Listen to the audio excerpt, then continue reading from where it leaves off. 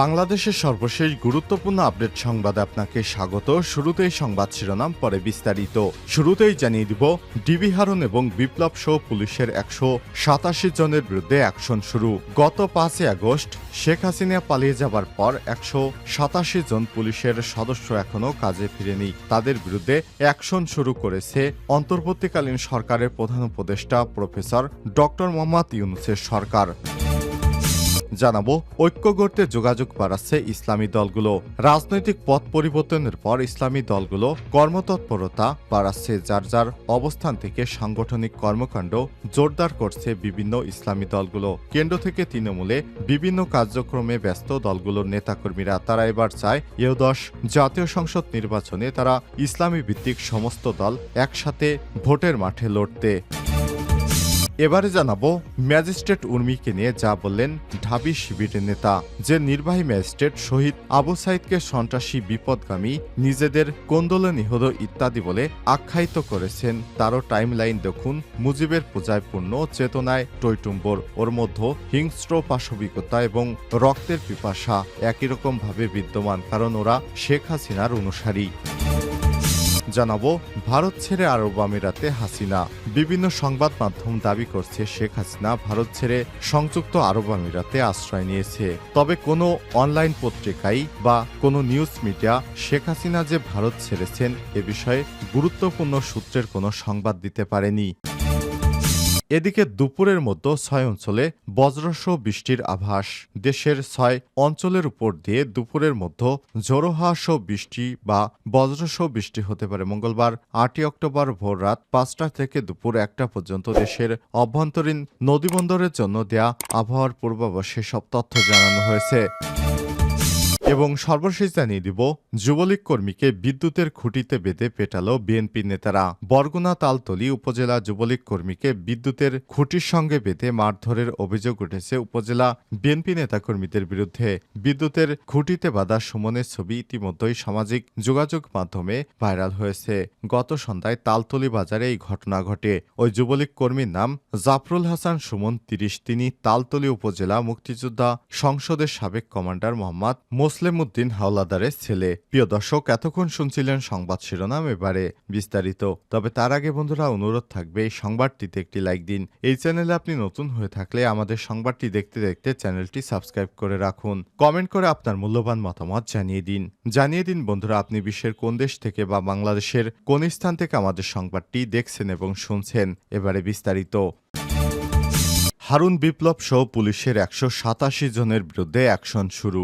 গত 5 আগস্ট থেকে হাওয়া হয়ে গেছেন তারা। কাগজপত্রে পুলিশ বাহিনীতে তাদের চাকরি রয়েছে এখনও, কিন্তু অন্তর্বর্তীকালীন সরকারের 2 মাসেও তারা কর্মস্থলে ফেরেনি।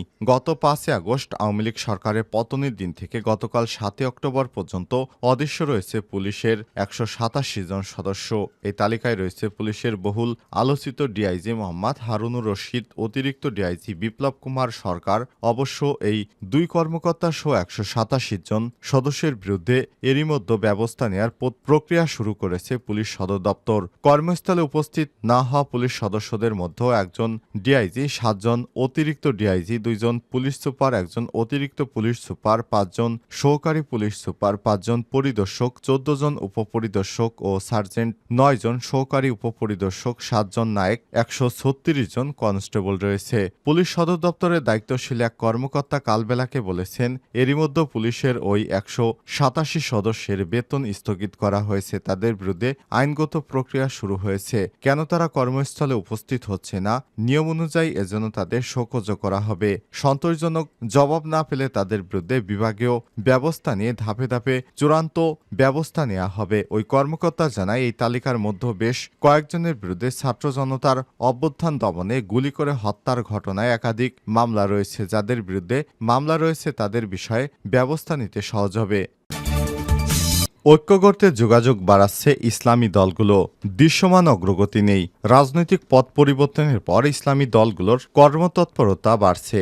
যার যার অবস্থান থেকে সাংগঠনিক কর্মকাণ্ড জোরদার করছে বিভিন্ন ইসলামী দলগুলো। কেন্দ্র থেকে তৃণমূলে বিভিন্ন কার্যক্রমে ব্যস্ত দলগুলোর নেতাকর্মীরা। নতুন প্রেক্ষাপটে একটি নির্বাচনী ঐক্য গড়তে বিভিন্ন ইসলামী দল পারস্পরিক যোগাযোগ বৃদ্ধি করছে। বিশেষ করে ইসলামী কয়েকটি দলের সঙ্গে নির্বাচনী ঐক্য গড়ে এও10 জাতীয় সংসদ নির্বাচনে লড়তে চান বাংলাদেশ জামাত ইসলাম। এ লক্ষ্যে দলটি এরই মধ্যে বিভিন্ন রাজনৈতিক দলের সঙ্গে পৃথকভাবে মতবিনিময় করেছে, যার মধ্যে 5টি ইসলামী দল এবং আলেম সমাজ রয়েছে। সংশ্লিষ্ট সূত্র থেকে জানা যায়, বিএনপির সঙ্গে জামাতের বনিবনা হওয়ার সম্ভাবনা ক্ষীণ।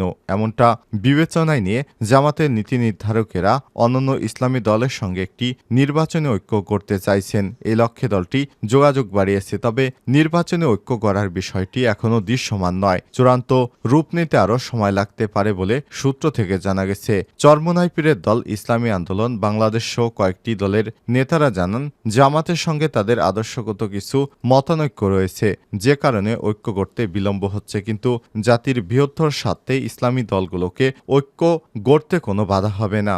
জামাত ইসলাম বাদ দিয়ে ইসলামী দলগুলোর নির্বাচনী ঐক্য শক্তিশালী হবে না বলেও অধিকাংশের মত। ম্যাজিস্ট্রেট উর্মিকে নিয়ে যা বললেন ঢাবি শিবিরের নেতা। যে নির্বাহী ম্যাজিস্ট্রেট শহীদ আবু সাইদকে সন্ত্রাসী, বিপদগামী, নিজেদের কোন্দলে নিহত ইত্যাদি বলে আখ্যায়িত করেছেন, তারও টাইমলাইন দেখুন। মুজিবের পূজায় পূর্ণ, চেতনার টইটুম্বর, এর মধ্যে হিংস্রতা, পাশবিকতা এবং রক্তের পিপাসা একই রকমভাবে বিদ্যমান, কারণ ওরা শেখ হাসিনার দোসর। সোমবার 7 অক্টোবর নিজের ফেসবুক আইডিতে সাময়িক বরখাস্ত লালমনিরহাট জেলা প্রশাসক কার্যালয়ে নির্বাহী ম্যাজিস্ট্রেট তাপসী তাবাসসুম উর্মির ব্যাপারে সব কথা বলেছেন বাংলাদেশ ইসলামী ছাত্র শিবির ঢাকা বিশ্ববিদ্যালয় শাখার প্রচার এবং মিডিয়া সম্পাদক হোসাইন আহমেদ জুবায়ের বলেছেন, শেখ হাসিনা 3 সপ্তাহে 1500+ মানুষ খুন করে বিন্দুমাত্র অনুতপ্ত হন নাই, বরং তার প্রতিশোধের নেশা আরও হিংস্র হয়ে ওঠে। সেটি বোঝা যায় তার ফোন কলে।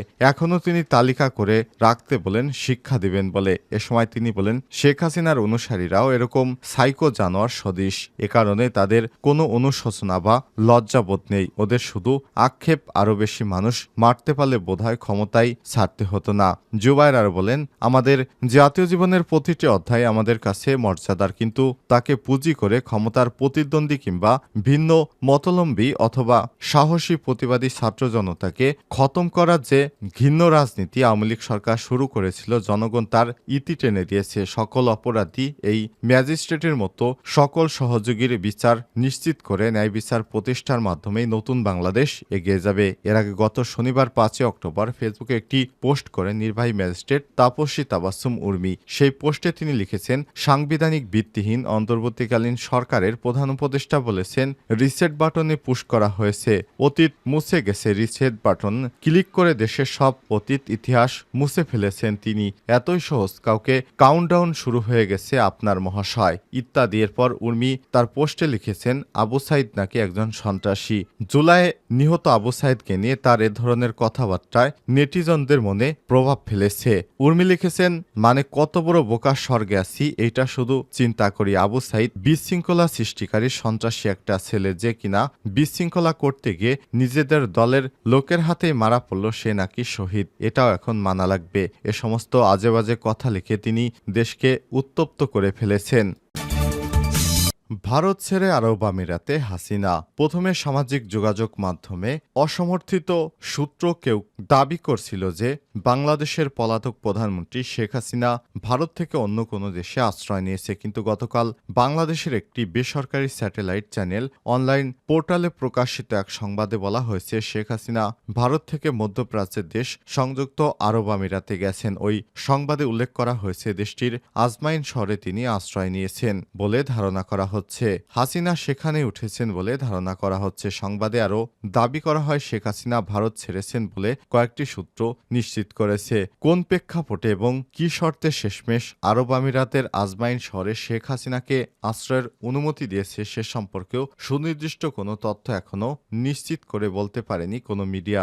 ভারতের কোনো মিডিয়াও এ নিয়ে কোনো খবর প্রকাশ করেনি। এর আগে ভারত থেকে মধ্যপ্রাচ্যের কোন দেশে যেতে পারে হাসিনা, এ ধরনের খবর ভারতীয় সংবাদ সংবাদ মাধ্যম প্রচার করলেও সত্যি হাসিনা ভারত ছেড়েছে কিনা সে ব্যাপারে একেবারে নিশ্চুপ রয়েছে তারা। ফলে হাসিনা ভারত ছেড়ে যার খবর আসলে গুঞ্জন কিংবা গুজব নাকি সত্যি তা নিশ্চিত করা যায়নি। এই খবর প্রকাশ করে SS TV YouTube channel, IBTV USA, জাতীয় দৈনিক কালবেলা, ইত্তেফাক, জনকণ্ঠ, নাগরিক টিভি, দি ক্যাম্পেইন সহ বিভিন্ন মিডিয়া। তবে কোনো মিডিয়ায় নিশ্চিত কোনো সূত্র উল্লেখ করতে সমর্থ হয়নি। এ নিয়ে ঢাকার একটি ঊর্ধ্বতন সূত্র জানিয়েছে, নয়াদিল্লি থেকে ঢাকাকে এর মধ্যে জানানো হয়েছে যে শেখ হাসিনা ভারত ছেড়ে সংযুক্ত আরব আমিরাতে আশ্রয় নেবেন যে কোনো সময়। দিল্লির কর্তারা ঢাকার সাথে সম্পর্ক উন্নয়নের পথে হাসিনার ভারত অবস্থানকে বাধা বলে মনে করছেন। আওয়ামী লীগ তার অঙ্গ সংগঠন সহ বিভিন্ন নেতাদের সাথে শেখ হাসিনার কথোপকথন ফাঁস হওয়া নিয়ে তীব্র বিব্রতকর অবস্থার সৃষ্টি করেছে। এর একটিতে তিনি টুপ করে বাংলাদেশে ঢুকে পড়বেন বলে উল্লেখ করেছেন, আরেকটিতে তাকে অন্তর্বর্তীকালীন কাজকে উস্কে দিতে শোনা যায়। তিনি বলেছেন, তালিকা করে রেখো, তিনি এসে নাকি অনেককে হত্যা করবেন। এ ধরনের গুজব ও মিথ্যা কথাবার্তা ছড়াচ্ছে শেখ হাসিনা বলে কয়েকটি সূত্র দাবি করছে।